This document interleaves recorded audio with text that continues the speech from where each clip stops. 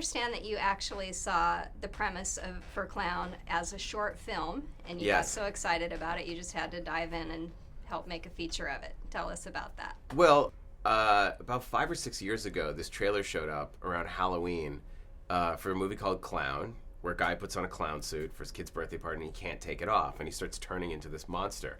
And the hair, he keeps cutting the hair and it grows back, and he rips the nose, fuses it. And then it said, directed by Eli Roth. And everyone started calling me and emailing me. This is before Twitter, kind of pre-social media, what it is. So you couldn't really dispel the rumor. So everyone thought I directed this movie. So I tracked down the director, John Watts, and I called him. And I said, I love this. Do you want to turn this into a feature? And he said, well, thank you for not suing me.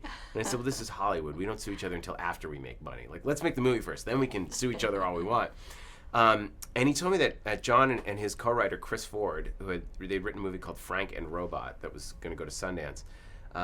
They had this idea for a feature. And we spent about probably half a year hashing it out, really working on the mythology, going scene by scene, really thinking through all the possibilities of what would happen if this happened to you. And he just made this fantastic film.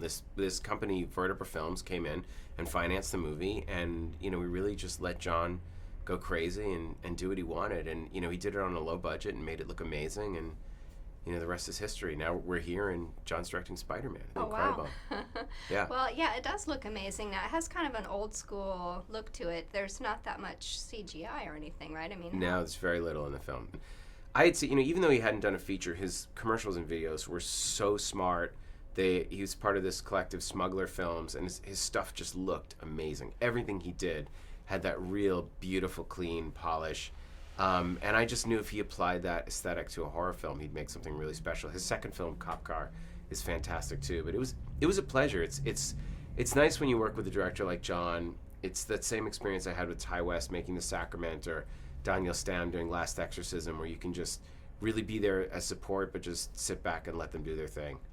Now, it seems sort of a trend. I mean, remember with Cooties recently that little kids are getting massacred on screen. To what do you attribute that with? If you look at Grimm's fairy tales going back hundreds of years, I mean, those are the oldest horror stories there are, and there's a reason we've been telling them for hundreds of years, and those are children being baked in ovens and eaten by witches and eaten by trolls. So when you're dealing with clowns, I think what makes clowns creepy is that they are around children, and that we do let them around children, and that when we as children, we're so fascinated by them that you think, oh my gosh, this is a grown man that we let around kids just because they have clown makeup on.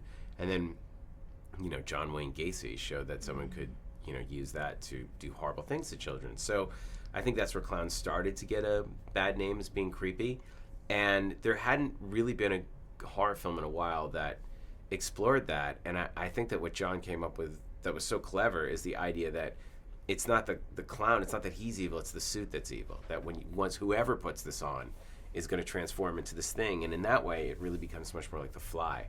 And that's what I thought was brilliant, was their way in to tell this story, that it's not just, okay, clowns are scary, let's make a scary movie, but what if you were just a dad trying to do the right thing to help your kid, and you dressed up like a clown because the clown you wanted didn't show up to the birthday party, and you just put on the wrong clown suit. So you really feel for this guy as he's trying to resist the urge. But, we wanted to stay true to the fairy tale mythology. And that's why we made a movie that was, probably darker and edgier than most. Did you ever have clowns at your birthday parties when you were a kid? Or did you go No, to I any had with chainsaws clowns? at my birthday party when I was a kid. I literally, I was cut in half with a chainsaw at my birthday party. Wow. But the guy who cut me in half, his name was Marvello the Magician, and if he flipped his card over, it said Marky the Magic Clown. And when he cut me in half with a saw, he's like, this is real, don't move. So I actually was almost cut in half by a man who worked as a clown.